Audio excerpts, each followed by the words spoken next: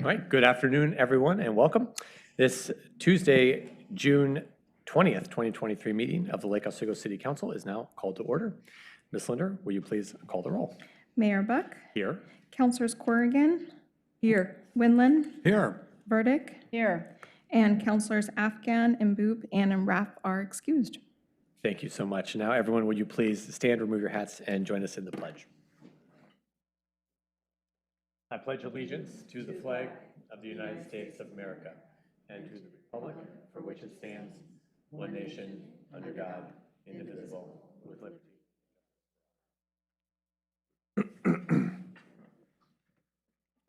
Thank you, everyone. The City of Lake Oswego recognizes all volunteer two-way radio operators, including amateur radio operators, GMRS operators, and FRS radio operators. These folks continuously prove their relevance in the modern world when landlines, internet, and cellular communications become overloaded or fail. Members of the Lake Oswego Amateur Radio Emergency Service Group will participate in the nationwide ARRL Amateur Radio Field Day in the Symbol on June 24th at West Waluga Park from approximately 11 a.m. to 7 p.m., where they will provide hands-on, free-to-the-public demonstrations of emergency communications via amateur radio, GMRS, and FRS radio. So we, the Lake Oswego City Council, are proclaiming June 24th, 2023 as Volunteer Emergency Radio Communications Day. We call upon folks in the city to join their fellow residents across the U.S. in recognizing and participating in this special observance. The signed proclamation will be added to our website, and I'd like to give a big thank you to our volunteer emergency radio operators. And with that, we are now going to move to public comment. I'll ask Terry Childress, and if anyone else is here that would like to provide public comment, just fill out one of these white sheets. But Ms. Childress, we are so glad that you are here, and we look forward to hearing from you. Thank you so much. I'm Terry Childress, and thank you so much for letting me speak today. I am here on behalf of my neighbor who had a septic tank fail last year and had to hook up to sewer. So I sent a PowerPoint that I think each of you received in an email form, and it's, sorry, no pictures, all words. But let's go back to March and April. And so in March, his septic tank was deemed failing. And so first step was to apply to the city for annexation. And being a 75-year-old fixed income senior adult, he was terrified the city would not approve that annexation. March and April expenses for my neighbor, $13,500 and some change. May and June, when you look at it, there's lots of engineering costs, and then he's having to have his septic pumped every month because for the 7 months this endured, they could not run their dishwasher, they could not wash clothes, they had to take 3-minute showers, and they flushed in fear. So just something that, you know, we don't generally think of in this process. So May and June totals were $9,117. July, lots of city permits, and then like with any plumbing project, he found his pipes under his house needed to be replaced. So that was just an additional $5,500 for him. July expenses were $71,200. August, besides the pumping and the a low sewer improvement permit, the excavating began at the end of August, and that was $50,000, almost $51,000.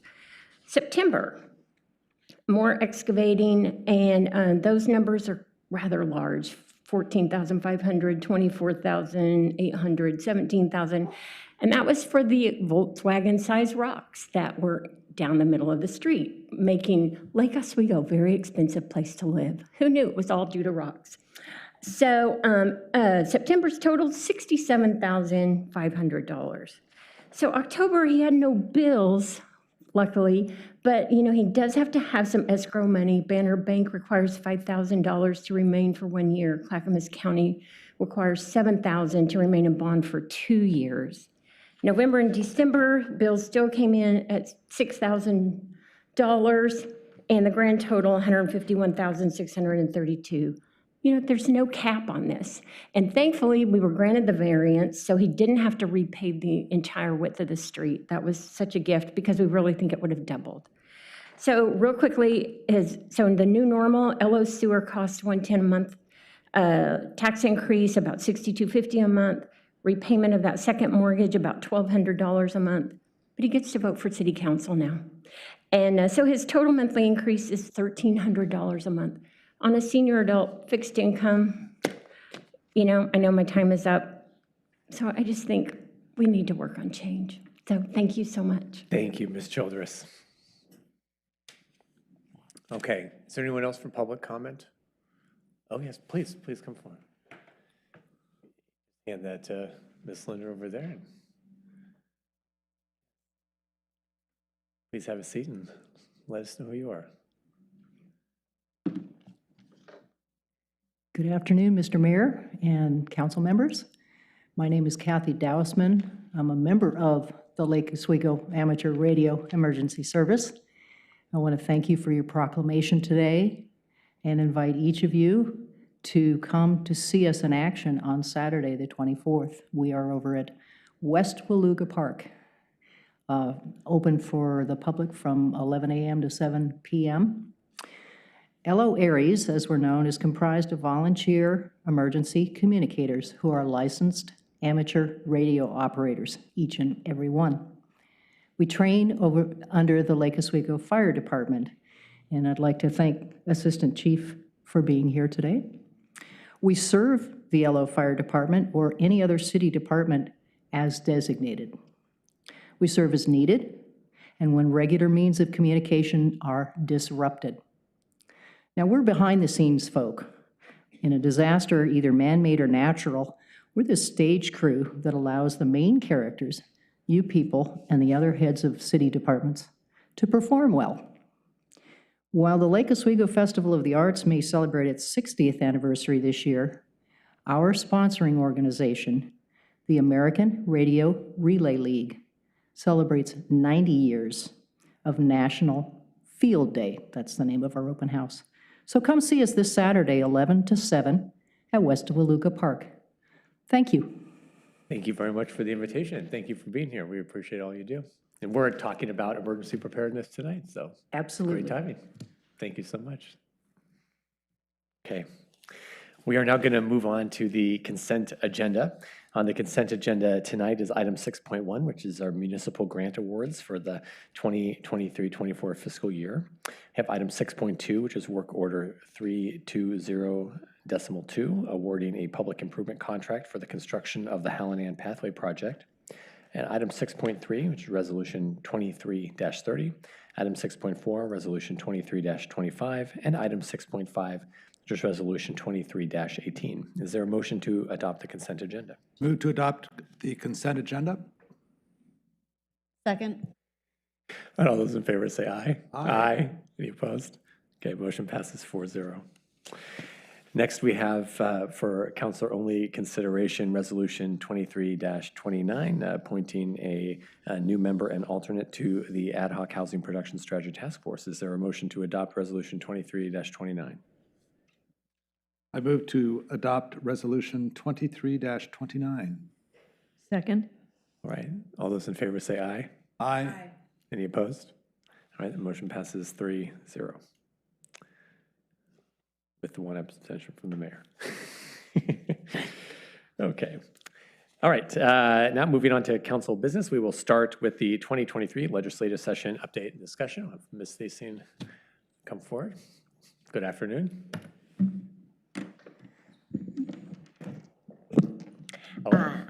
Thank you, Mayor, councilors, for having me this afternoon. My name is Madison Thiesing, Assistant to the City Manager. I will be doing a brief update on the legislative agenda. At the time of writing the City Council report, we're still in the walkout as of Thursday. The Senate is back in session, meeting quorum. At this time, they're starting to pass bills. Committees are quickly taking votes on bills to pass them to the floor. The constitutional deadline is this Sunday. So we have about 5 business days for the final votes on all bills. The one bill that I did want to flag for everyone is House Bill 3414, which is the variance bill that we have been talking about quite a bit since we met last time I gave an update. The bill has now combined the urban growth boundary expansion bill into the 3414. So we are actively opposing the bill in its entirety in hopes that they can move this to a later session. As I said, there's only really 5 business days left for this session. So what we will be doing as a next step, now that the mayor is also back in town, is creating a call list on the different representatives in the area who we would like to advocate for moving this to a later session. This is a governor's bill, so it has become a top priority to pass. It moved from the Rules Committee today, passed to move to Ways and Means. So before it goes to floor votes, there's one more pass at Ways and Means, and then it will go from House to Senate. So we're hoping in these next 5 days we can be pretty effective in our efforts. That is not only from the mayor's side of contacting our representatives in the area, but also I'm reaching out to some of our partner cities who are in the urban growth areas like Westland, Wilsonville, things like that, Clackamas County, so that we can have a united voice in these final days of hoping this bill stops before it can go to floor. So the moral of the story is we have a couple days, so we're going to finish really, really strong. And it's great to see, hopefully some of the final bills also is funding, so we will at least pass a budget on time. And then also, we are going to be tracking to see if there's any of the grant bills that are for emergency preparedness, sustainability, housing, consultant fees, things like that. Just as we're in these, I know we're focusing so much on the land use piece, but there are some opportunities that we hope to see move forward with funding at a local level. Okay. Funding for the infrastructure? No, it's not included right now. Oh, I know, they told us. Where's the league at now on 3414? Are they still neutral? They are neutral today. Oh, okay. Why? I can't speak to the league's position. I know. It's rhetorical. Yeah. Okay, any questions for Ms. Stacy? Thank you very much for the update. We'll circle up too. And Thank you. And then I will see you all in August as a recap of all bills that are passed and the impact. So this is my last update for session, but I'll see you in a few months. Okay, thank you for all the good work this Thank you. Appreciate it. Okay. Okay, next we're going to move into the study sessions, starting with the disaster preparation management update. Phelan, good afternoon. Good afternoon, Mayor and City Council. My name is Megan Phelan. I'm the Assistant City Manager. And this afternoon, I wanted to provide Council with a work plan of sorts for how staff is proposing to address the Council goal that you guys identified back in January of this year, to create a process for externally based community groups to connect and create a plan to support residents, especially seniors and people with disabilities, in the event of a disaster. In coordination with the police chief and the fire chief, we've proposed 5 items that we intend to do to meet that goal. The first would be to meet with members of the 50+ Advisory Board, the Sustainability Advisory Board, and the Diversity, Equity, Inclusion Advisory Board.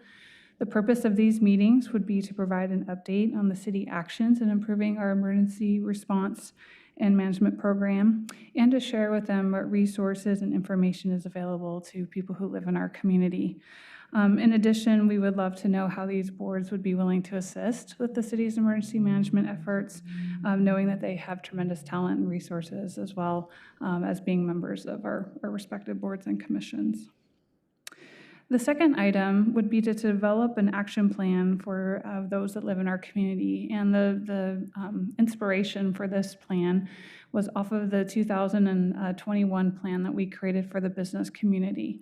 That's available currently on our website, and we worked with the chamber to distribute it to businesses in Lake Oswego. Using that as a template, we would modify it to be more focused on people who live in the community and have additional resources information specific to them. And we think that would be a good way to have something in hand when we go out and meet with members of the community, and also just a resource guide for them to have available to themselves during an emergency situation. The next proposal would be to meet with representatives from various assisted and independent living facilities that we have in Lake Oswego, and the staff report lists a many number of them. Purpose of these meetings is also to inquire about their emergency preparedness, how they are preparing to serve their people that live in their facilities for long-term or significant disasters, and what resources or information the city can assist them with. For example, just last week, Chief Johnson and I met with a representative from the Springs Living at Lake Oswego, and we're pleased to learn that they have really good emergency management preparations already underway at their facility. And one of the questions they had for us is, could we assist them in picking radios for them that were the kind of the walkie-talkie type radios. There's lots of different variety and types and styles. And so just basically establishing those connections of sharing information and making recommendations, but also having their contact available, information available in our emergency operations center in case we might need their facility for whatever reason, and just strengthening those connections. Number 4 is to educate and expand participation in Everbridge, which is a critical event management platform that LOCOM uses to notify people of emergencies. This is a system we've had for quite some time, and we would continue to promote and get people aware of what that program is. And then lastly is continue to present to community groups regarding emergency management, such as neighborhood chairs meetings and at the mayor's roundtable meeting. I had the opportunity to present on emergency management to a community group with Mayor Buck, and I think it created a lot of positive connections. It was very well received. I've since run into folks from that evening at various other city events who remember me, and we talk emergency management from when I see them. So I appreciate that opportunity to get out and about in the community to talk about the importance of being prepared and everything that the city is doing for emergency management. So that would be our proposal, and my ask this evening is to confirm whether or not this meets the objective of the council goal, and I'm happy to take any questions. Thank you so much, Ms. Phelan. Okay, we'll start with Councilor Willett. Thank you. I think this is all great. I guess my question is a couple. On the Everbridge, if we lose power, does it still work? I mean, how does that, is that a system that requires cell service and other things, or is that? Yeah, thank you for the question on Everbridge, and I'm actually going to ask Captain Simon to join me at the dais so he could answer that question for you.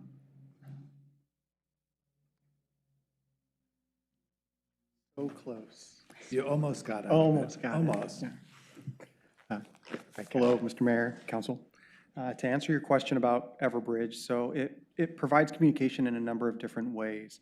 So not only if we have a power issue here, well, we do have the generator here in Lake Oswego that does allow us to continue operations at an emergency level. We work in collaboration with CCOM, or Clackamas County Communications. The messaging will go out via email, it can go out via telephone lines, it can go out via cell service. So there's a number of ways in which messaging can go out through Everbridge. So if we have localized power issues, there are some redundancy built into the system to push out the messaging. So we'll still have to, so if the cell towers are down, in the sense of no electricity to them. You want to talk about, I think we've actually talked about this issue because in the event of an earthquake, where we might have no cell coverage and no power for several days, the emergency ops plan is going to cover sort of what the methods are. Do you want to talk at all about that? Sure, absolutely. We're in the process of updating our emergency operations plan. We hope to have that in front of council later this year after your August recess. But essentially, redundancy is going to be the key for us to be able to communicate with folks in a large regional widespread emergency disaster. And so finding all the various different ways, everything from all the technology options, of course, to literally having billboards out front, handwritten large whiteboards where people can come and get the most updated, accurate information will also be a part of our plan. I do want to acknowledge the low LORAs group that was just here this evening, because certainly they have another way for us to be able to communicate, if not directly from our EOC to the county EOC, but also in a different format that we're very, very fortunate to have in our community. I don't know how people without Nextdoor, how they'll get any good information. Right, exactly. gonna be Well, really they'll just tough. wait for their, the postal Format carrier. the sign so it looks like a Postal Nextdoor carrier to post. bring their mail with the hello, and then we'll tell them everything that they need to know.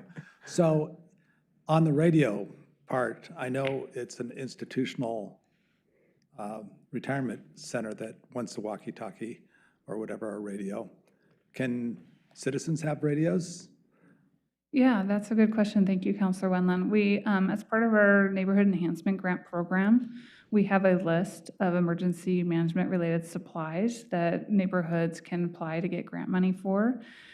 We've worked with Prep LO to create a list of equipment, including radios, that we recommend them to use or to purchase with the funds. Right, okay. Good. Thank you. Thank you, Councilor Windland. Thank you for for now. the questions. Councilor Burdick. So thank you for all this work. I think it's a really good first start. And I think once we kind of go through this, will maybe guide us to what we want to do next and where our resources might need to go.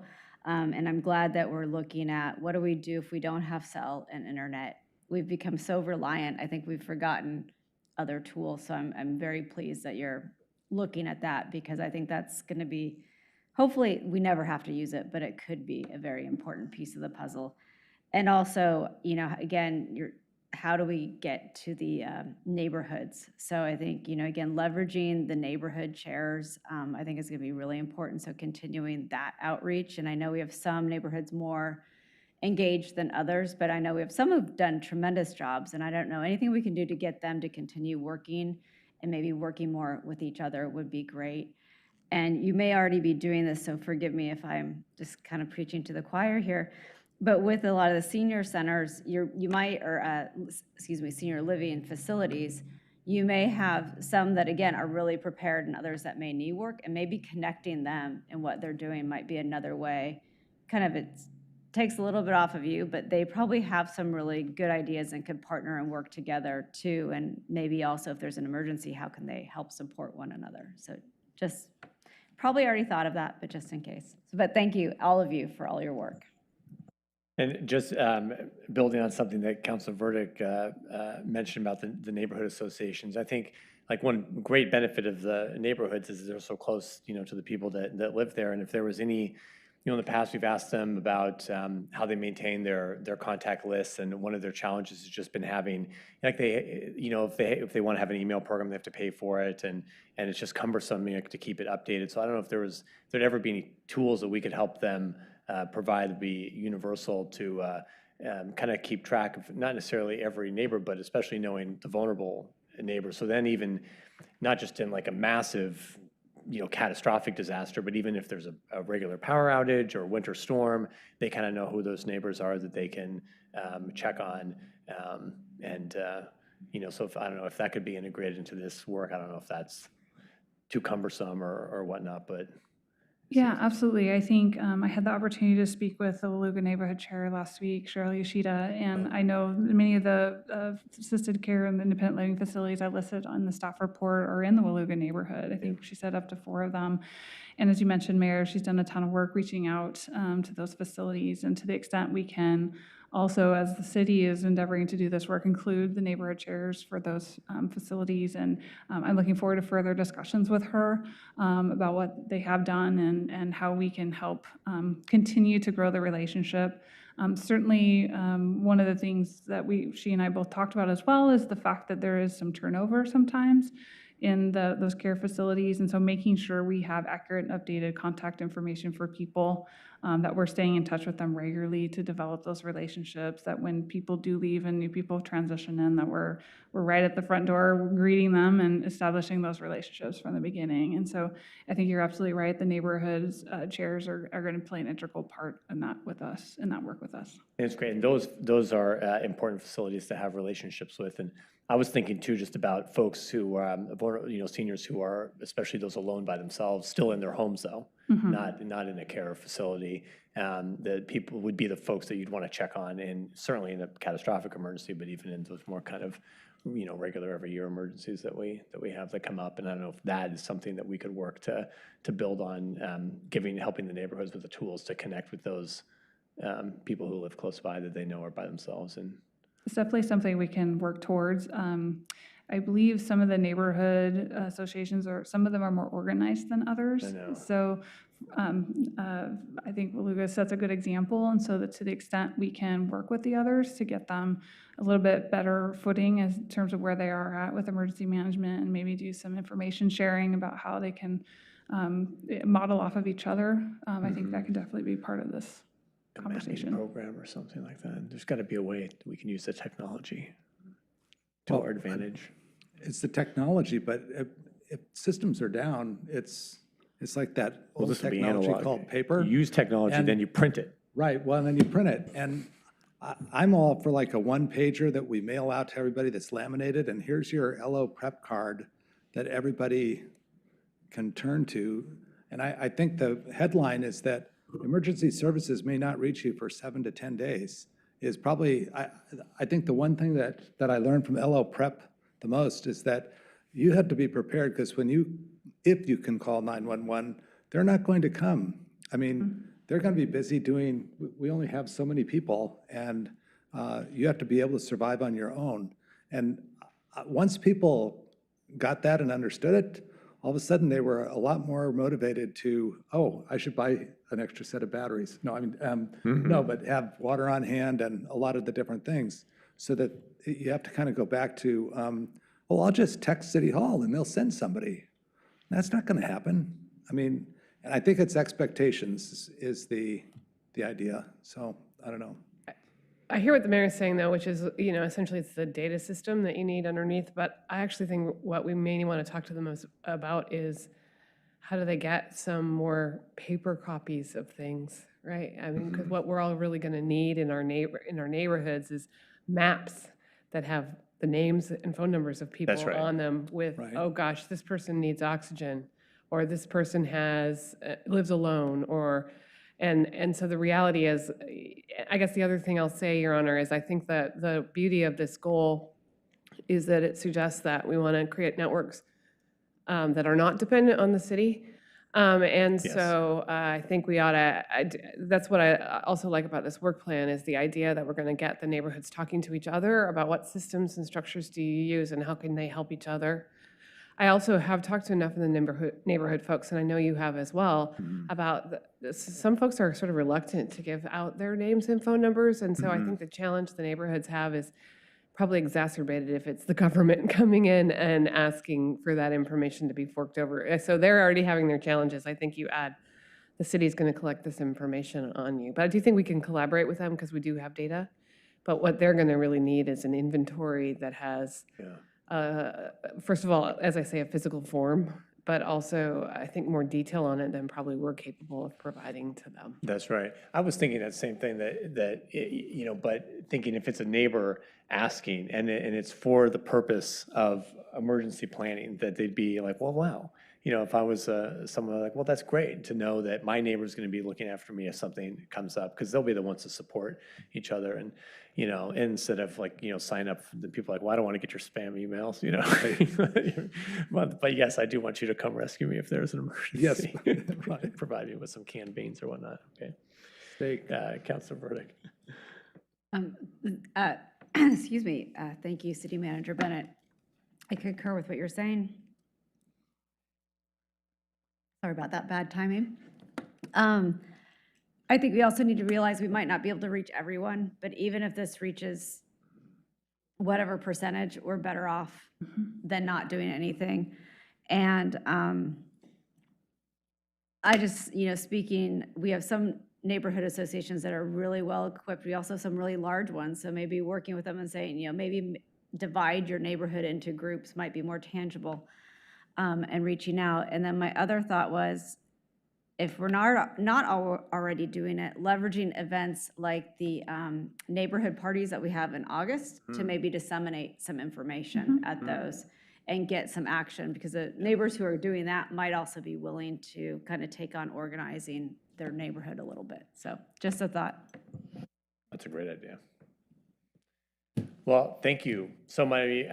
Ms. Phelan, you've done a great job leading this effort for many years here in the city, and the program that you put together for the business community is fantastic. And this is one of these programs that only the city is going to have this level of preparedness for emergencies with our residents, and it's such a vital tool. So I'm so appreciative of the council for adopting this goal, and appreciative you and the rest of the team for carrying it forward. Yeah, absolutely. It's definitely a team effort, and appreciate all the partners in the city that were focused on emergency management, because, like I said, redundancy is important. So it's definitely something we all have to contribute to make sure that we're able to be resilient and get back to providing the services to the people of the community after a disaster as quickly as we possibly can. When will we expect to hear the next update on this topic? Absolutely. I'm looking at September or okay. October Wow. at the latest. And I would be remiss if I didn't mention we do, of course, have our emergency preparedness fair in September. I don't have the exact date in front of me, but I do hope that's on everyone's calendar. It's a wonderful event. A lot of our community partners, Red Cross, LORAs, all sorts of folks come in to Prep LO, give information out. Both police and fire are there as well, LOCOM. So it's a great event for the community, and really can help promote emergency preparedness efforts that we've been doing. Thank you very much. Thank you, Ms. Phelan. Thank you. What's it? We can raise We raced through the tunnel. the tunnel last year. Yeah, it was the kids' tunnel. It was fun. Oh, we got stuffed animals at the end, so thank you, Captain, as well. Thank you. Thank you both. Okay, our next study session is the Urban and Community Forest Plan Update. We have our Interim Planning Director, Mr. Monaloo, as well as Ms. Beisinger.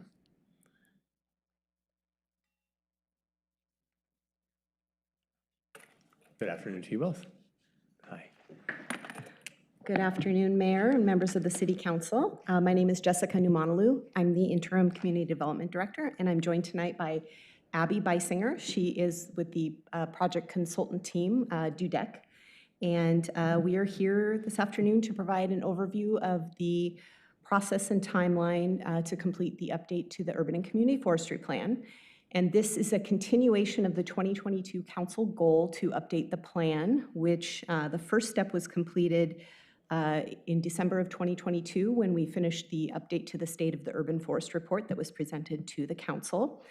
And that report provided current baseline data that's informing the update to the next step, which is the update to the Urban and Community Forestry Plan. And Ms. Beisinger will be presenting an overview of the update of the plan to you this afternoon. And while we're not asking for any action from you tonight, certainly if you have any questions or comments after the overview, we'll be happy to address those. And with that, Abby, if you want to present. Perfect. Thank you so much. Good afternoon, Mr. Mayor and Council. My name is Abby Beisinger. I am an urban forester and plant pathologist with DUDEC, an environmental consulting firm. And we're really excited, or I'm really excited to be here today to discuss more about the Urban and Community Forestry Plan update, kick off the project with you all, provide an overview of the process, and highlight some of our community engagement activities. And as Ms. Numonaloo mentioned, accept any questions. Just to give you a brief overview of DUDEC, we are an environmental consulting firm. We are employee-owned and been around for about 40 years.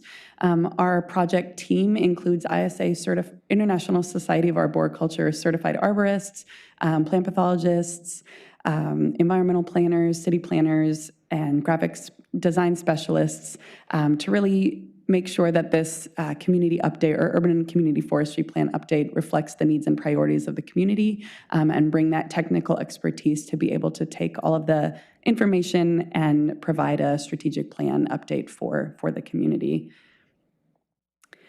give you a brief overview of the project. Our goals are to develop a urban and community forestry plan update that establishes goals and actions to manage the urban forest through regulations and volunteer stewardship, and also through education and community engagement, and to also take an ecosystem management approach that maximizes co-benefits for the environmental conditions here in Lake Oswego. The plan will recommend policies and also enable future funding opportunities and resources. And another large-scale goal of this plan is to engage the community and increase tree stewardship through community-based organizations and as well as education. And once we have completed those two goals, then we will return back to the council to present the urban and community forestry plan as a guiding document for adoption with recommendations for periodic review and updates.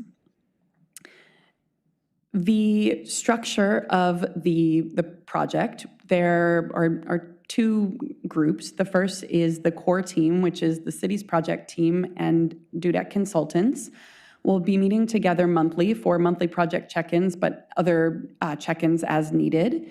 And then we're also informed by a technical advisory committee that is comprised of city departments, representatives from the Oregon Department of Forestry, and other community-based organizations. These individuals are meeting with the core team bi-monthly to monitor and review any project deliverables and also ensure that the plan meets city and community goals.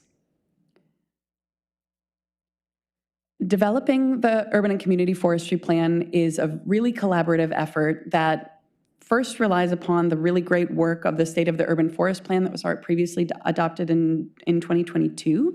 And it's also informed by the 2007 Urban and Community Forestry Plan.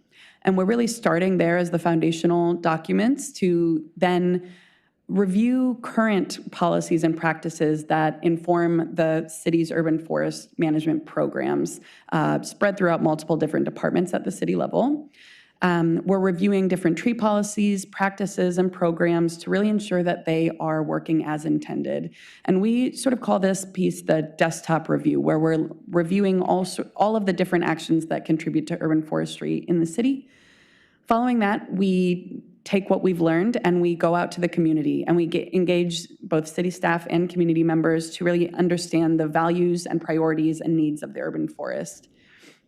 Once we have all of that completed, we'll then set goals and monitor progress. So we will be working to develop a strategic plan, an implementation plan, and monitoring plan that sets strategies and action steps for really how to achieve the end product or how to achieve the vision of the urban forest. This is an overview of the project schedule and where we're going. We've kicked off the project with the project team, and as I mentioned, meeting monthly.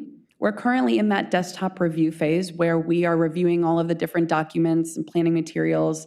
We also conducted staff interviews with multiple different departments and currently preparing a summary memo of all of that, of basically our analysis, understanding of the needs and gaps and priorities. We'll then move into our community engagement section, which I'll mention at length in a minute. But we are planning to hold focus groups and interviews with several different groups, conduct large-scale outreach events for community members to attend and provide their feedback, completing an online survey that actually launched today, which I'm excited to show you. We'll also, as I mentioned, meeting with the technical advisory committee 6 different times throughout the project, and then developing multiple graphics and social media content to really distill that technical urban forestry information into something that a community member could easily understand and be motivated by. We have, as you can see, 6 different drafts planned for the update to make sure that it is reaching those goals and the different groups. And then meetings with various boards and commissions, and then returning back here in spring of 2024 to have a study session and then a public meeting with the council. I've been mentioning throughout this presentation our need and interest in community engagement and really the priority to have authentic community engagement with many different groups throughout the LO community. One of our goals really is to highlight how important community engagement is within an urban and community forestry plan, because these plans are far more likely to be adopted and implemented when they address the needs of community members and really reflect those priorities. So high level, addressing these different outreach and engagement opportunities, our plan is to do both really targeted group engagement through our focus group efforts, and then more broader engagement with folks who maybe aren't technical specialists in urban forestry, or more likely are not. And then also targeting lots of other folks through an online survey and that social media component as well. Our focus groups, we intend to hold 8 different groups that will be virtual, and these will encompass various different thematic groups that have different priorities within the urban forest. We have them listed here, and within each of these different focus groups, we'll be conducting a SWOT analysis, or strengths, weaknesses, opportunities, and threats, from the perspective of these individuals of the city's urban forest program, and developing an outreach or summary memo from that information to really guide us as we're developing the goals and the strategies of the strategic plan of this update. I'm excited to talk to you today about our outreach events. The first one is actually this week on Thursday at the city's pollination celebration on June 22nd. That's from 4 o'clock to 7 p.m. at Lesher Farm. And our goal at this event is really to understand what community members love about trees, understand what they think are the threats to the trees in the urban forest, and that was based off of the information gathered at the State of the Urban Forest report. And also identify what the vision is for the community. What is their vision for the urban forest into the future? We'll also be hosting another outreach event at the Farmers Market, and that would be on July 22nd, which is a Saturday. And the goal will be having tree giveaways, raffles and prizes, and different stickers and swag. So excited to have community members there to discuss. As I mentioned, our online survey has just launched today. If anyone here or in the audience would like to scan this QR code, we also have the link to the survey, the website link. Our goal with the survey is to really understand, as I mentioned, the needs and priorities for trees, community members' values related to trees, their experience with the tree code, as well as their vision for the urban forest.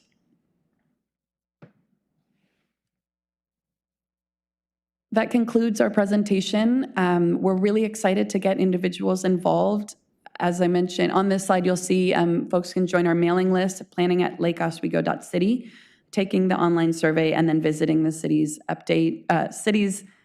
website for this plan. And we have an overview of the calendar as well. And we're happy to take any questions. Thank you for your time. Thank you, Ms. Meisinger. Thank you for being here with Ms. Umanalu and for the great presentation. We'll start with a question from Councilor Wendland. Thanks for coming. I think this is a great, it's nice to see part 2 happening now. So a few comments. I like how you're presenting the management of the forest instead of just building the forest or taking the forest down. I mean, I think that's one of the elements that's missing in most people's understanding, is that there is some management theory. And I go back to the attachment to our board, or to the council packet, which kind of goes through a lot of the different items that people were concerned about then. And I was interested to see that even back when we were doing it, the study at that point said our tree canopy was about 39%. And it's quite high for an urban area. And that it says Lake Oswego almost meets the American Forest recommendations for tree canopy cover in urban areas. And I guess I'm bringing up that point to say that out of this process, I would like to get some clear metrics for us to follow as a city, because we have,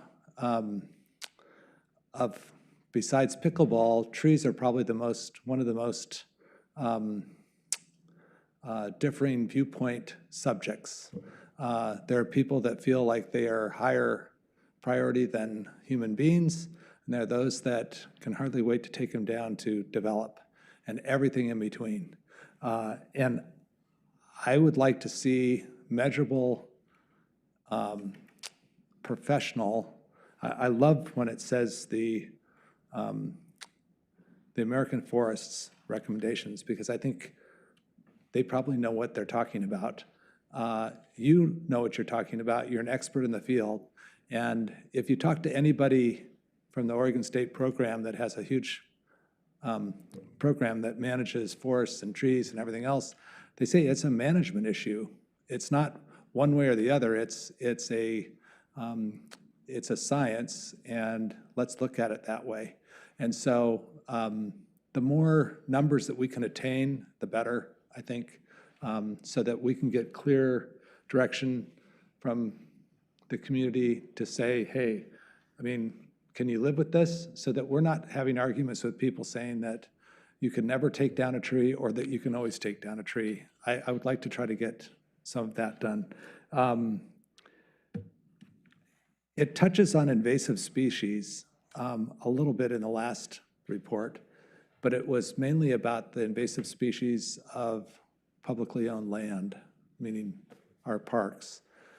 I think that's one element that probably we have grown many, many trees. I think our efforts have paid off. Are we perfect? No, but I think we have, personally, I think after that last report, it showed that we're making progress. Mother Nature may decide to have another ice storm and wipe out some of our advancement, but I believe in the larger picture of things. One of our biggest challenges right now is the invasive species that's going to kill these trees that everybody is concerned about. And so, or just the management of the non-stuff that we should have to help the good stuff grow and be healthy. And so I guess metrics on how we can be a healthier forest from that standpoint. And then the last part is that I looked at the list that you had, and there's some advocacy groups that have great information. The real question is, and I think we have heard from them over the years many times, I'm looking for finding the voice that doesn't know anything about the engagement process in Lake Oswego, or that hasn't been engaged, to get a reading on them. We know how the experts in our community feel about trees and forest management. And whether you agree or not with them, I think their voice is very much heard. I'm looking for the voice that people just, I mean, if you ask the average person, gosh, do we have enough trees or not enough trees, whatever. And then getting into the point of educating what kind of trees we should be planting and engaging in. City Manager Bennett has always said, as the climate is changing, we may need to be prepared to have a different kind of outlook on what will grow best and what will serve Lake Oswego to the maximum benefit of having a good forest, but it may be a different type of mix. And so the last report was pretty forward-looking, and I enjoyed that we're now kind of looking at, hey, the people that put this together are really smart, and the doers actually did a really good job of getting a lot of it done. So that's the expectation I have out of this process, that we can do this. We had a family friend that was with the U.S. Forest Service, and he was in the master planning for big forests in the whole Northwest, and he said, I'll never know if I did a good job or not, because it was 50 or 60 years past, his retirement date. So those are the things I guess I'm looking for, is what can we do for the future, our kids and grandkids. Thank you, That's it for me. Councilwoman. Yeah, I noticed that back in, when we put the first report together, we had the Natural Resource Advisory Board, which we've now combined with the Parks Board. And we had some folks on that Natural Resources Advisory Board who were intimately, familiar with the urban forest and had some of that technical expertise.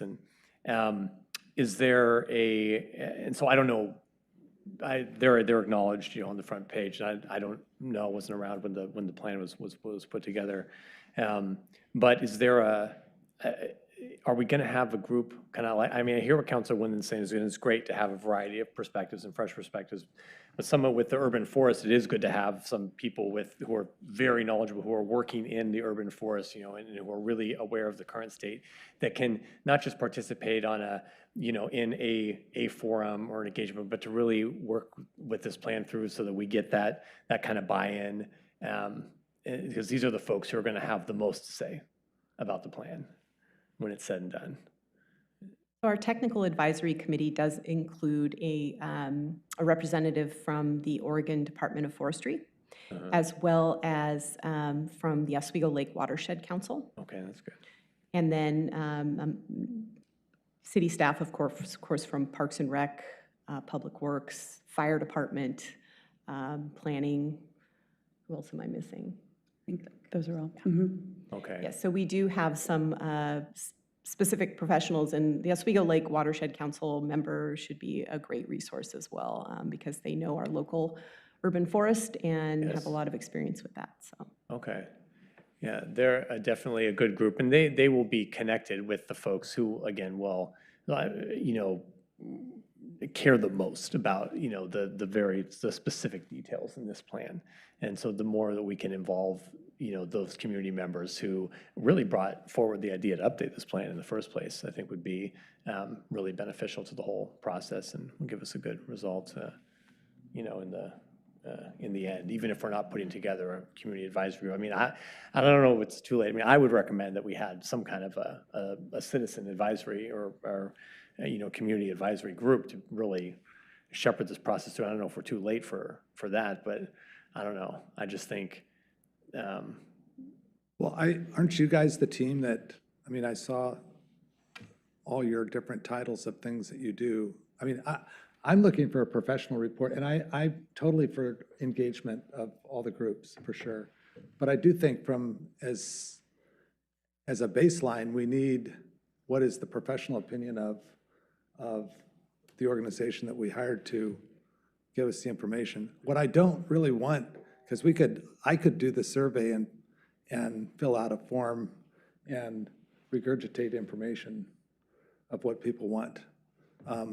I guess what I'm looking at is a higher level from your group to say, I mean, you're the I look at you in certain respects as an outside helping consulting group that has done this before. They know what the current trends and things that we need to be looking at, and that you can add to the conversation and make sure that we're doing the right things too. Does that make sense? How did the rest of you feel about the community group, Councilor Corrigan? Sorry about that. I'm in agreement with you. I would like to see a citizen advisory group be involved a little bit earlier in the process, just because so much time has been spent on this. I think the work that follows will be more well-directed, and it will be easier. It'll be less,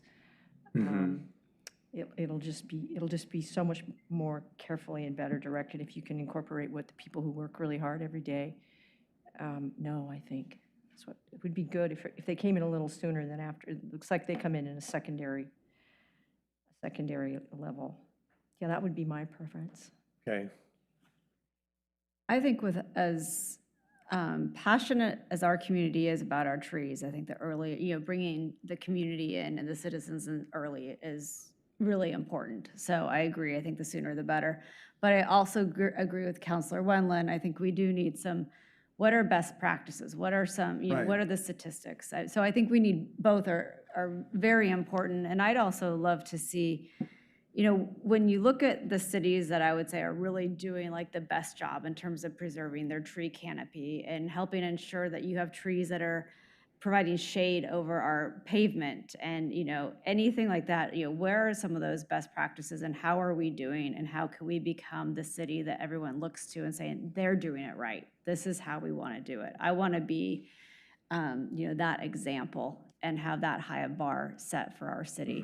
And I think we need to look at it, and again, the health of the trees, but also, again, the sustainability aspect of everything that trees give us and how can we leverage them to help, again, reduce, the heat from our streets. I'm sorry, that's about my only example right now. I know there's more, but my brain is not functioning right now. So I think for me, I want to see that community engagement, probably the sooner the better. Just again, because the passion is so high in our city that if we don't, I think it's going to be harder. And we have some really good ideas out there, and I think that might just spur everything. But again, we need also the best practices. That's really important. Yeah, tempered by, science and. Right. Yeah, so it's. Look at the group. I mean, there's, the natural environment groups are involved, the sustainability groups. I mean, they have open, the Parks and Rec group is in there. I mean, I don't know what, I'm not quite sure what you're going to do with there it is. I think the idea is to have would be to have a group that can follow the process through and really work, and liaison with these different groups, just, broad-based community members that do have good knowledge of this and who have really spurred this process forward. I think there's good benefit to that. I think when you have, sometimes you attend one meeting or participate in one survey and then you see the finished product, you're like, what happened, between step A and, step M. Well, do you feel there's enough people? There's a technical committee that's meeting 6 times. Should we add? I guess my concern, and I don't disagree with you, but my concern is in a process, are you going to have 2 concurrent groups? I think they all know how to run the citizen. I mean, it's what we have as part of most every public process we run, is a community group. I just know the level of interest on this is so high that you could be significantly slowing the project down. Do you want to talk about who's on the technical committee? Because I think there's some citizen advocates on the technical committee as well, or they're not. I also know that you have several boards or commissions that all would like to have their fingers in this, and so I think that's the other part of the dance is sustainability, Parks and Rec, and Planning Commission. I know all have a high interest and have this on their goals. So you already have a lot of engagement. Well, maybe that's part of the group. Yeah, the focus groups, that's where we were bringing in all the stakeholders for a very, a single session that's focused just on those particular stakeholders. And so that includes, as we mentioned before, the city councils and commissioners. That would be city council, planning commission members, development and review commission. Through the arborists, it would include, and fire would include local arborists, members of the Firewise programs, Oregon State Fire Marshal Office, Oregon Department of Forestry, PGE Forester, sustainability, which would, of course, be our SAB members, and Lake Oswego Sustainability Network. Neighborhoods, we're going to have 2 separate focus groups for neighborhoods. Of course, the Neighborhood Chairs Committee, the neighborhood associations, homeowners associations will all be invited. For the natural environment, we'll invite folks from the Backyard Habitat Program, including Friends of Tryon Creek as an example, Lake Oswego Friends Groups, those are park volunteers, watershed councils, including Oswego Lake Watershed, Tryon Creek Watershed Council, Tualatin River Watershed Council, Willamette River Keepers. For parks and education, schools and youth green teams, Parks and Natural Resources Advisory Board members, members of urban forest committees and neighborhood associations who have tree committees. And then in the business development group, we of course invite businesses through the Lake Oswego Chamber of Commerce and building industry, including the Home Builders Association and their members. And we also maintain a list of local builders and developers that we reach out to on occasionally. So those were the focus groups that we are going to be, and stakeholders that we were going to meet with specifically, not just doing wider public outreach. Jessica, can you go back to that slide that I made you go to before?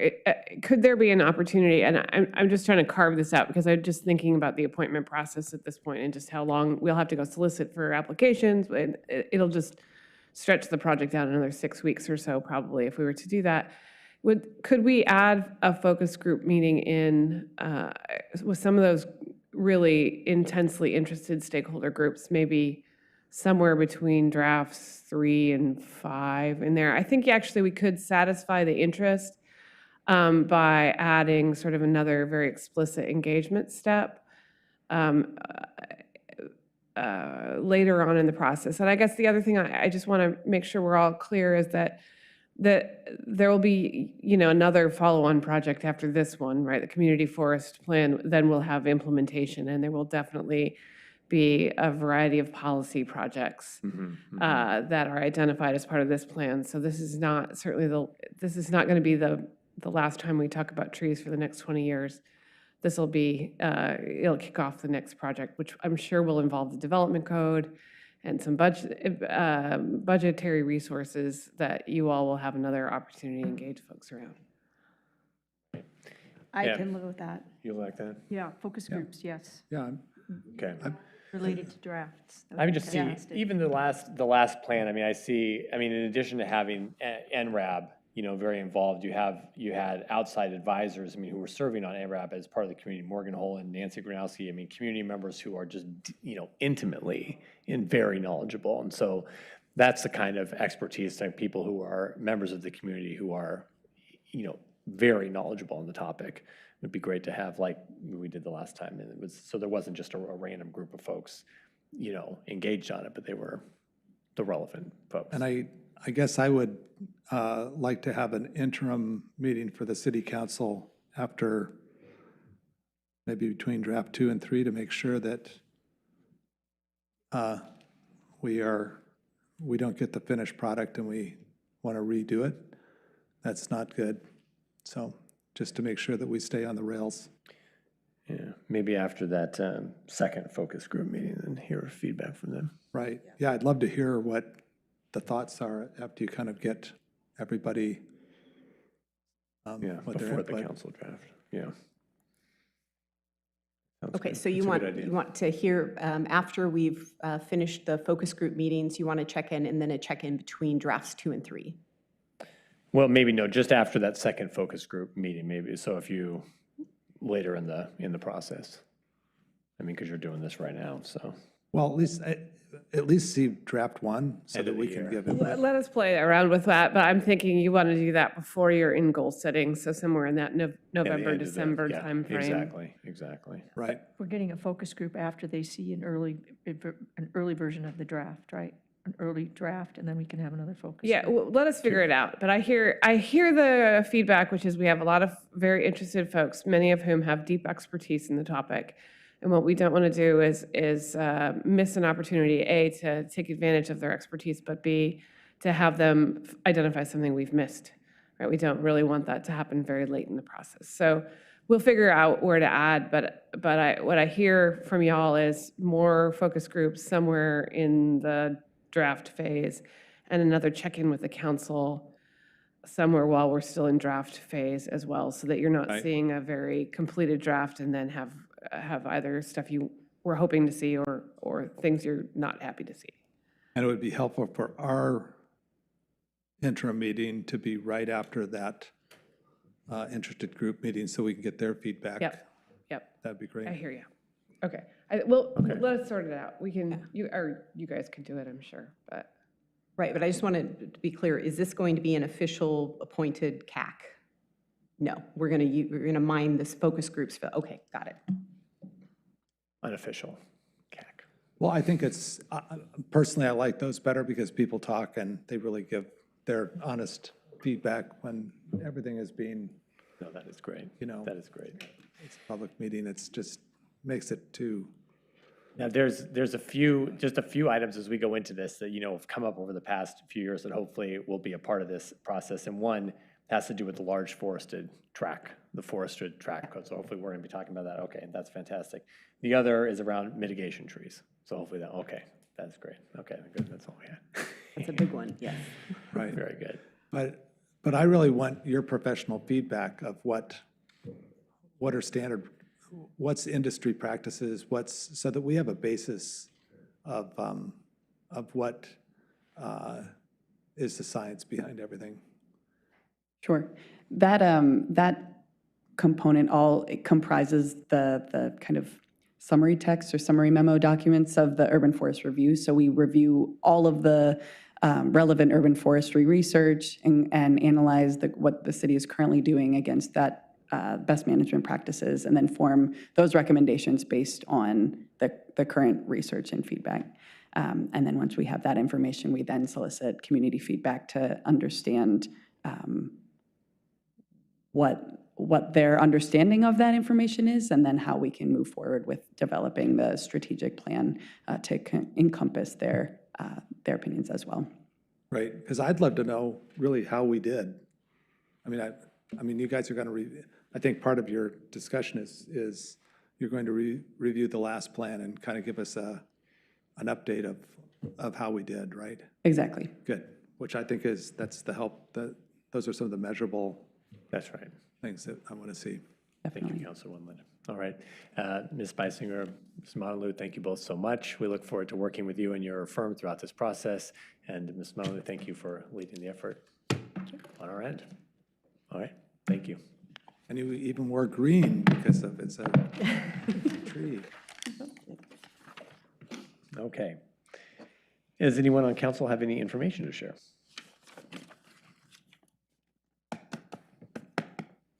What's been going on?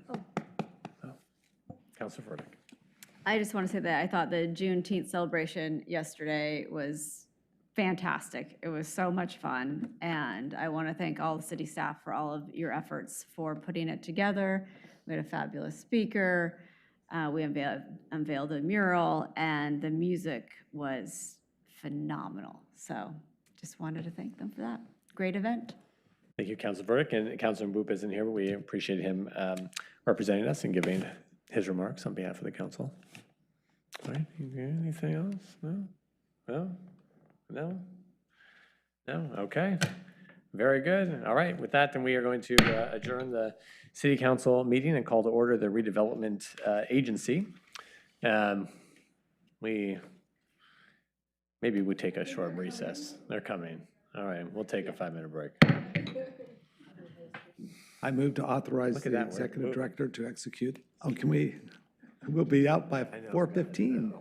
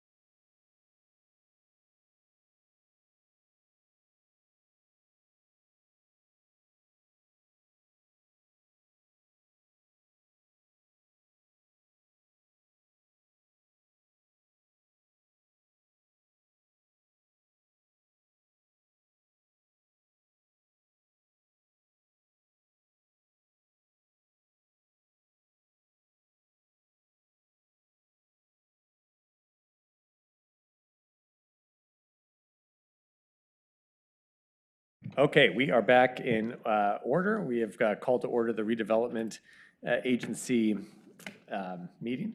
And first item of board business is the second amendment to the disposition and development agreement to the North Anchor project with the UDP. And we're so glad to have our guests with us here tonight. And I'll ask Mr. Sin to introduce you all. Thank you, Chair Buck, and members of the board. So this evening, as you see, we have members of the Urban Development Partners team, as well as the Columbia Hospitality Group. And before I turn it over to Eric and his team, I was just going to do some quick background information and go over what the request is and the recommendation, and then turn it over to them. So for background and context, what's happened over the last 18 months. On December 2021, the Redevelopment Agency entered into a disposition development agreement with Urban Development Partners to redevelop the North Anchor properties. It's about an acre at the corner of First and B Avenue. The development was to include a boutique hotel, one component, and then the second component is a residential mixed-use development. Part of the DDA required that the financial close on the residential component be completed by December 31st of 2022. However, during that process, due to challenging economic conditions, Urban Development Partners requested a 6-month extension to that December 31st deadline. In November, the LORA board approved that extension, so that extension, the deadline is now June 30th of 2023. And then in May, around May 2nd, we had a project update, and UDP indicated that there's still challenging economic conditions, and it's making it difficult to obtain the financing needed. And so one of the main things that came out of that discussion was, how can the city and UDP move this project forward and not wait for better economic conditions? And so what UDP has done is come back with a request, and that's the attachment 1 in your staff report. And it outlines 3 specific requests. The first request is to approve another 6-month extension on financial close for the residential developments. So what this does is it provides UDP the opportunity to make some modifications to some of the architectural elements, primarily floor plans of the hotel development and some very minor changes on the residential piece of it. The other thing it does is that it also provides staff the opportunity to explore the vertical housing development zone, and that's what that is a 10-year deferred tax abatements on the residential components. And what that does, it allows up to 20% per floor of residential above the ground floor retail. The 6-month extension doesn't approve that vertical housing development, but what it does is that it provides the opportunity for city staff and UDP to work through that process and prepare a program for the council's consideration for adoption. And we think between that and the modification, we think we can, our target date is 6 months into the year to be able to complete that. The second request is an increase to the redevelopment agency's assistance on the gap funding assistance. And this is a little different because it only applies to the hotel, and they're requesting an additional $200,000 for systems development charges and permit fees. The first DDA included that assistance for the residential developments. So this one is only specific to, or to include the hotel component of this. So financially what that does is that we had initially estimated that from the sale of the property, the net sale would be $2.98 million. It reduces that by $200,000 to $2.78 million. So that would be LORA's net gain from the sale. And then lastly, the request is for a change of hotel operators from Mosaic Hotel Group to Columbia Hospitality. And through the process of working through some of the details, They just felt like that Columbia was a better fit, and they brought a lot more depth and breadth to kind of, especially in the Pacific Northwest with the different properties and facilities that they owned. So with that, we plan on coming to the board for updates. The first one that we have scheduled is in mid-September, but we're also looking at maybe doing monthly updates or being able to keep the board informed and part of the process and communicating where we are in the process. And I think one of the main purposes for that is to ensure that there's progress being made on these items, because that 6 month is going to be coming up pretty fast. So we want to make sure we keep everybody part of that process. So with that, staff would recommend approval for this. And as I mentioned before, we have the Urban Development Partner Team and Columbia Group here as well. So I'm going to turn it over to Eric Kress for any addition, to introduce the team and to supplement anything as well. Thank you, Sid. Thank you, board members, for having us this afternoon and allowing us to share with you the work we've been doing and our plans. I want to introduce a couple new faces to you. Curtis Fasaro is our Senior Development Manager. He's been with Urban Development Partners and working on several other projects. He's going to be coming on board to help support the Lake Oswego North Anchor project and working along with me to push this project forward and accelerate progress. And then, of course, you know Sarah. And then James Oppenheimer is with Columbia Hospitality, and he's here this evening and will introduce Columbia Hospitality in a few minutes. So he has a few slides for you. Okay. One of the things I wanted to convey to you all again is that UDP is committed to this project. We have over $4 million invested in this project to date, and we are bringing, continue to bring extensive resources to moving this project forward. When we met with you last May, we heard your request for more communication and to accelerate the project, and we've taken those requests and recommendations to heart, so thank you.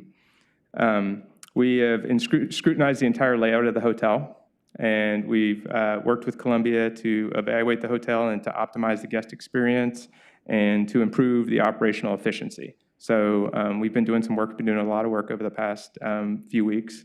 Most of the design changes that we're exploring have been driven by Columbia and require some time for us to do additional design work and carry those through design review. So that will be coming. And in addition to those design changes, which will improve the hotel's financial feasibility, as Sid mentioned, we are asking for assistance with the SDC fees for the hotel. That assistance provides a strong indication to financial partners that the City of Lake Oswego wants to move this project forward as a supportive partner, and it really helps us out in terms of just bringing debt and equity to the table. So thank you for that consideration. Our financial partners have also specifically identified the vertical housing tax zone as an important tool. So we also thank you for considering that program. It's a new tool that has been successfully used in other jurisdictions and is critical for housing development, particularly in this current economic climate with high interest rates and inflated construction costs. So we've been busy, but we have a lot of work to do. As Sid has outlined, the requests today include a 6-month extension of our DDA in order to implement minor design modifications to the residential building. And to give city staff and UDP, or particularly city staff, time to evaluate the vertical housing development zone. These two requests are critical to allowing us to deliver these buildings while maintaining a high quality design and building quality. And we want to thank you for your considerations, and we'll be happy to answer questions in a few minutes. But before that, Sarah's going to talk a little bit about our neighborhood engagement plan. UDP has a long history of working closely within neighborhoods to create a sense of place, and we certainly plan to continue that here in Lake Oswego. And then James is going to talk with you a little bit about Columbia Hospitality. Thank you. Thanks, Eric. Good afternoon, everyone. Nice to see you all. As you know, on this project, we have had a successful relationship with the First Edition Forest Hills Neighborhood Association. I always stumble a little bit over that acronym, but we've worked closely with them in the past on this project and been really grateful for their insight and input into the project and their support of this project. And the plan is to continue to really cultivate that relationship and make sure that we're communicating clearly with them and getting their input and insight. They were really helpful the first time around through the design review process, and that's something that I think, as Eric said, it's a priority for UDP and something that we will continue to do. So we're working to meet with them next week and preview them. I've already had a chance to speak with the head of the neighborhood association a little bit, and looking forward to sitting down in detail with their kind of small group, and then take that to their neighborhood association meeting in July. We really want to make sure that we're bringing them along in the process as we go, so we'll continue to meet with them iteratively as we move forward with these design modifications.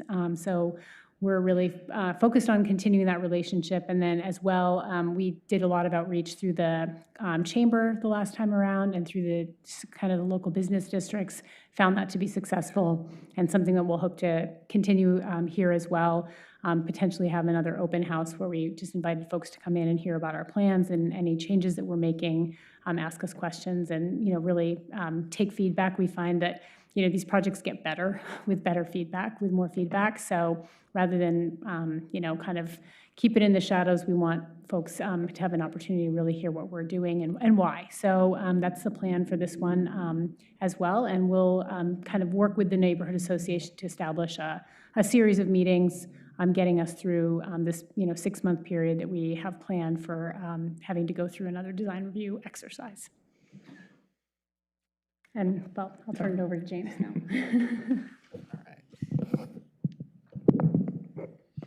Perfect. Awesome. Well, thank you, everyone. I'm James. I'm the Director of Business Development at Columbia Hospitality, and we are very, very excited to be here.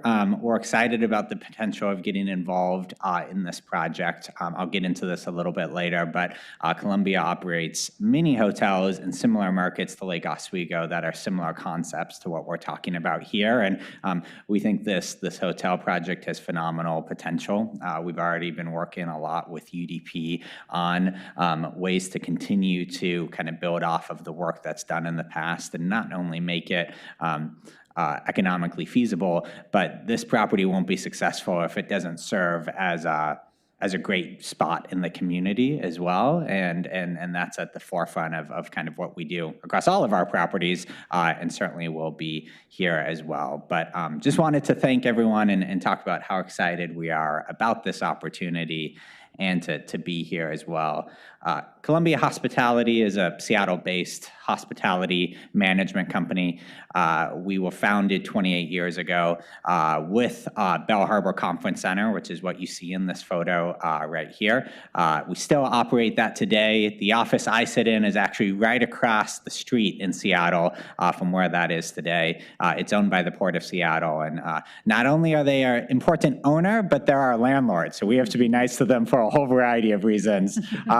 But they so that was the first property we operate, and like I said, we're a hospitality management company. We do offer some adjacent hospitality type of services and work as well that builds off of our hospitality infrastructure and background. Since the founding with Bell Harbor Conference Center, we've expanded to 100 different properties that we operate. The vast majority, and I'll get back to this in a second, is hotels and resorts. That represents about 60% of our portfolio today. Residential, I'll talk about a little bit just because it's a good kind of adjacency to hotels and resorts.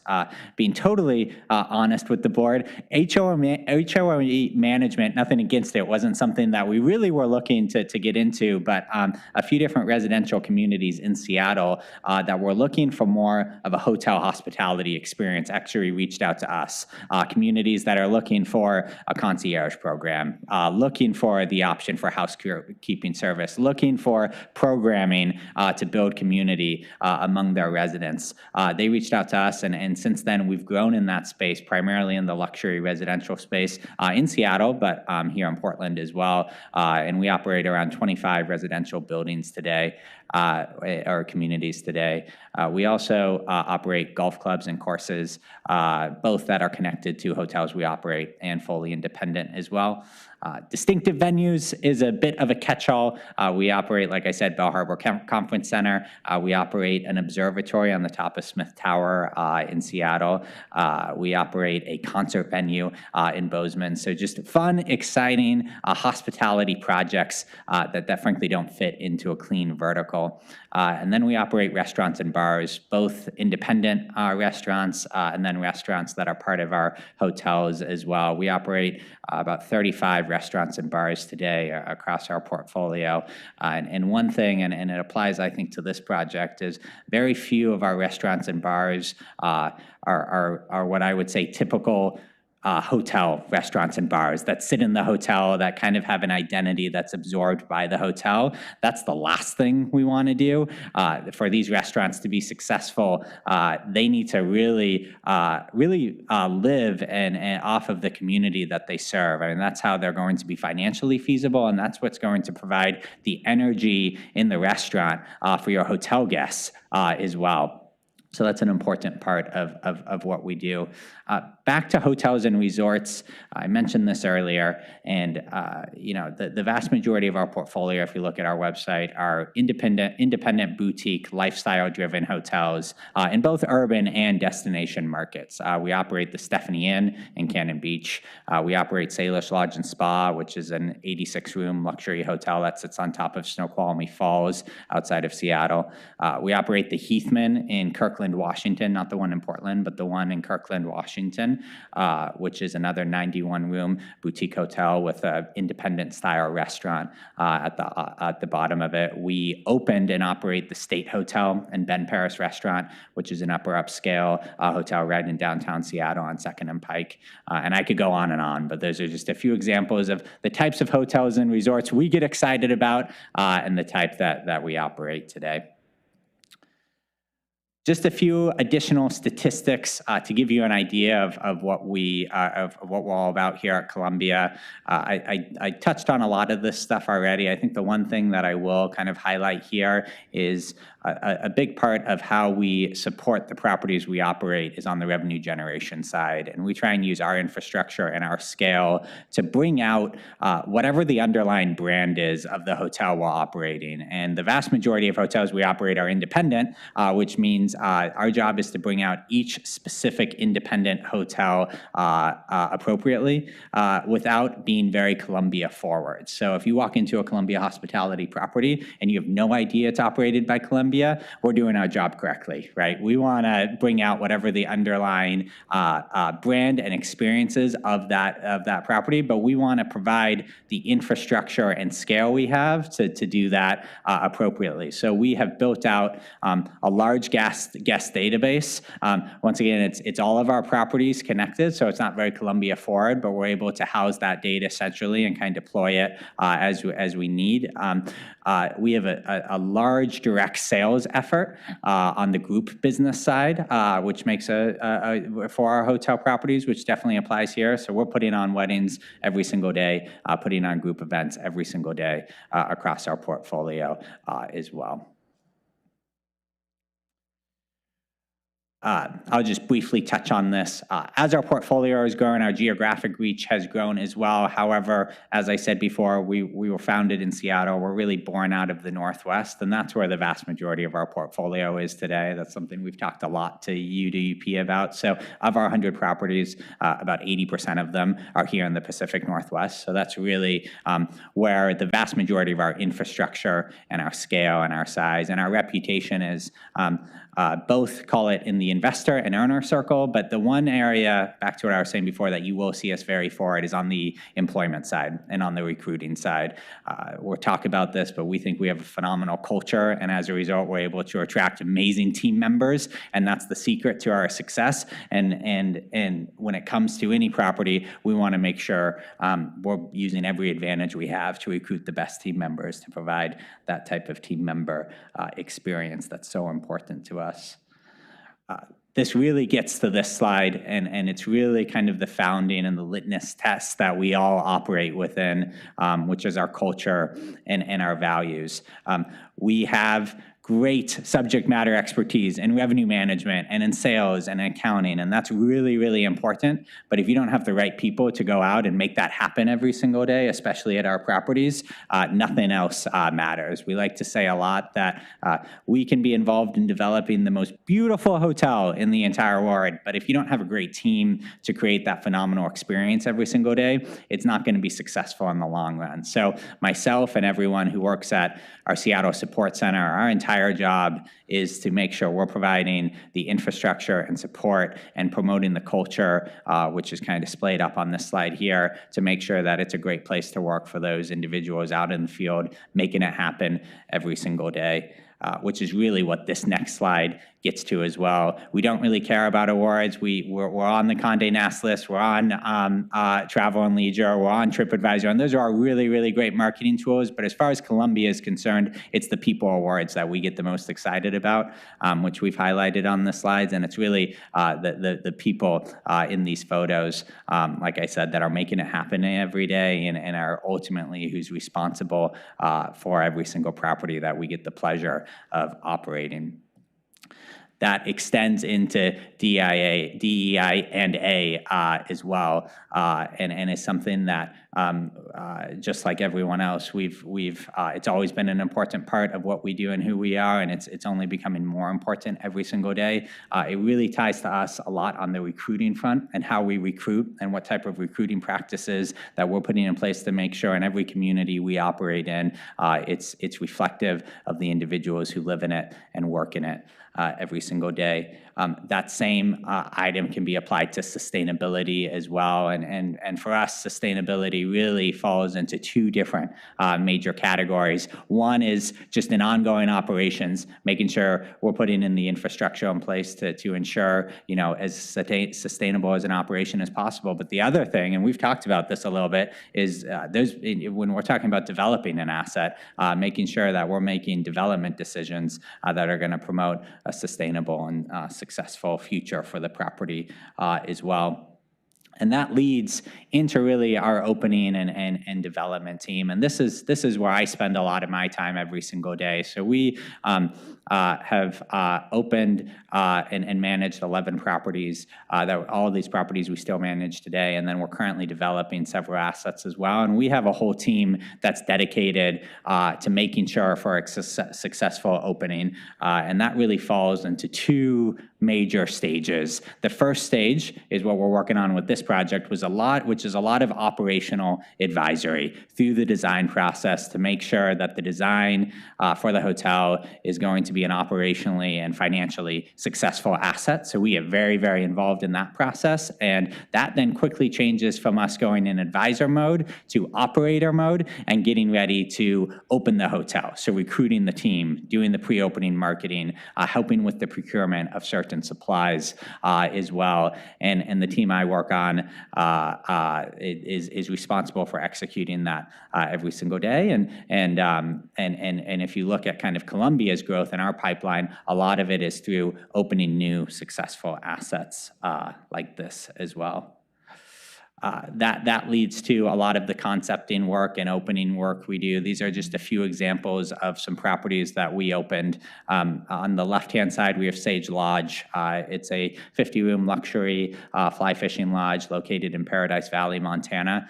We were involved from site selection onwards. That opened in 2017, and it's been a big success story to today. The lodge at St. Edward is in Kenmore, Washington, which is just north of Seattle, and that was an and historical restoration project that opened about a year ago and has been successful. And that includes, there's both a restaurant, there's 91 keys and a spa there as well. And then I mentioned the State Hotel before, which is right in downtown Seattle, another 91-room independent property that we will involve through the entire opening and then operate it today as well. Many good hotels have good food and beverage offerings attached to them as well. So Roy Brayman, he's our Vice President of Food and Beverage. He heads up our entire food and beverage team, and a big part of that is around concepting as well. And so once again, here's just a few examples of these are, whether they're connected to a property or not, or a hotel or not, really independent, inspired food and beverage and restaurants and bars that we've been involved through concepting all the way through operating. And that's all I have. So thanks again for the time. Happy to open it up to any questions. Thank you, Mr. Oppenheimer. It's really nice to meet you for the first time and welcome you and Columbia Hospitality to this endeavor. Thank you. Thank you, James, and thank you all. That's pretty much what we have, so we can open up to questions. I would like to say it's been a pleasure working with Columbia. They are fun to work with, but also serious about their business, so it's just a great combination, and it's clear that they enjoy and are passionate about hospitality. So thank you. Great. Thank you so much. Colleagues, questions? Okay. You want to ask something, Councilwoman?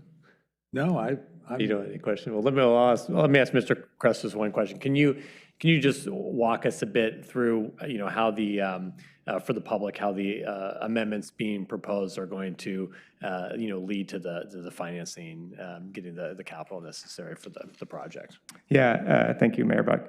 I'll say probably the most important one is the vertical housing tax zone. In talking with our financial partners, that's something that they have seen utilized in surrounding jurisdictions in order to stimulate housing in this current environment.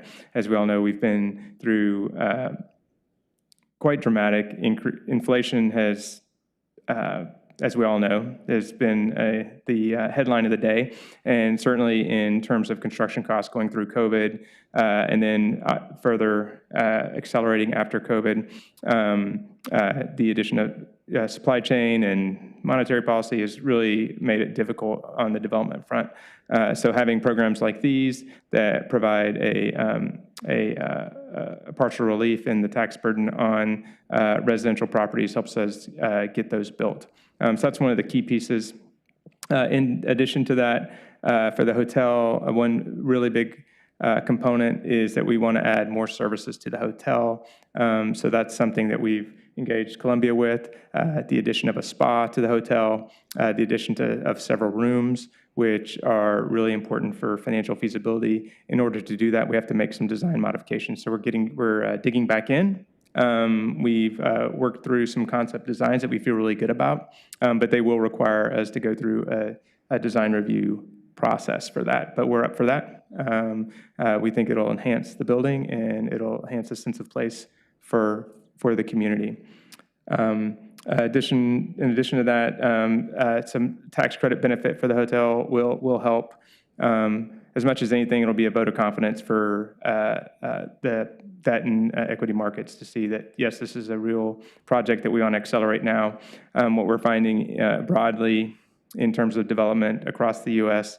is there's a bit of a wait and see attitude with all of the volatility in interest rates and what's happening nationally with the Fed. So for us to get folks to pay attention and look at a new project, we need to provide, quite frankly, a bit of a hook to say, hey, this is an opportunity. This is in a community that is a real opportunity to do something special in a community that wants it and is a long-term investment in the community. And it's clear that there's a market for it because the community is asking for it. So that's important. Finance people are human beings, and they want to feel good. They want to feel good about it. Yeah.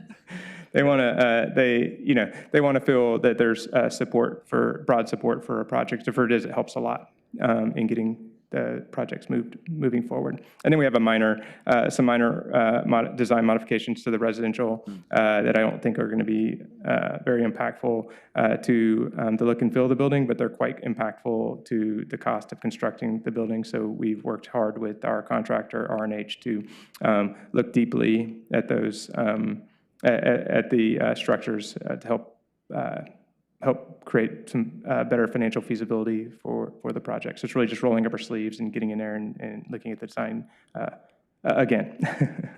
Okay, and so with this amendment, the financial close for the multifamily moves to 12/31/23, correct? Yes. Right, and then is that also the financial close for the hotel? Yes, that's the prior, yeah, that was the prior.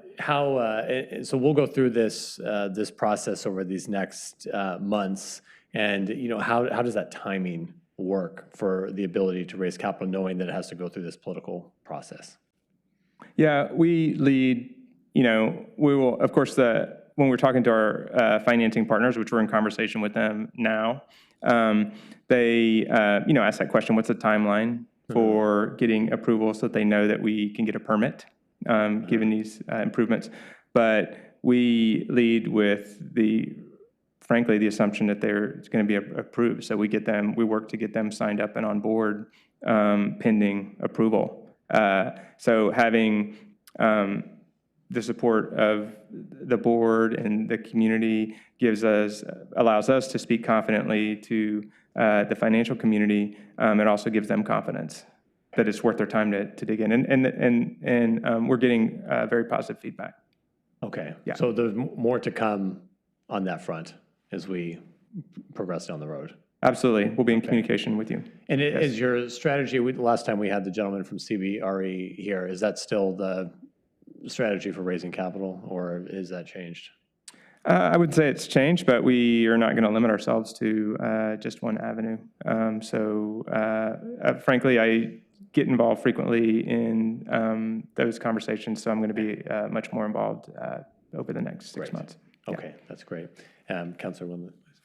Well, I just want to compliment you on listening to us in May and rapidly responding. I think the changes that you've made and the suggestions that you've made for getting this project going, we asked what could we help you with, and you came back with some great suggestions. You did a number of things as well, and so I think I want to make it very clear that both parties are putting more skin in the game to make this project work and to make it successful. And I think we owe it to the community to give you every tool in the toolbox that we can to make this successful. So I'm excited about, I've always been excited about the project, but I'm getting more excited. And I will say that with the addition of Columbia Hospitality and some of your input, I think you're right on many of the suggestions that you were making that we just talked briefly in concept. But I think they're all very fitting of this community, and I appreciate the quick response from your company as well. So, thank you, Councilor Windley. No one else has anything, I'll make a motion. I'd move to authorize the executive director to execute the second amendment to the December 7th, 2021 agreement for the disposition and development of the North Anchor properties. Second. All right. Let me ask you, Mr. Sin, a quick question. In the letter from, so I meant to ask this earlier, in the letter from UDP asking for the extension, there's just the mention of changing, if there's a future change to the hotel operator, that change would be affected administratively. It just wasn't mentioned, though, in the staff memo, so is that a part of this amendment, or? Yes, but that should be included as part of this amendment, but we don't anticipate using that. It was more of a clarifying kind of piece because the DDA does provide the ability for the executive director to approve it administratively. However, historically, in the previous one, we did come back to the board for support, but it wasn't specifically called out in this report because we feel like that Columbia Hospitality is going to be the partner in this project. But yes. And they're willing to Okay, that's invest in this project, from my understanding, which shows, I think, good progress and positive vibes. That is right. Okay. So, All right. With that, then, all those in favor say aye. Aye. Aye. Any opposed? Okay, that motion passes 4-0. Thank you all very much. Appreciate you all being here tonight. Thank you, Mr. Sen. Thank you. Thank you. Thank you. Thank you. Thank you. Okay, everyone, with that, this meeting of the Redevelopment Agency is now adjourned.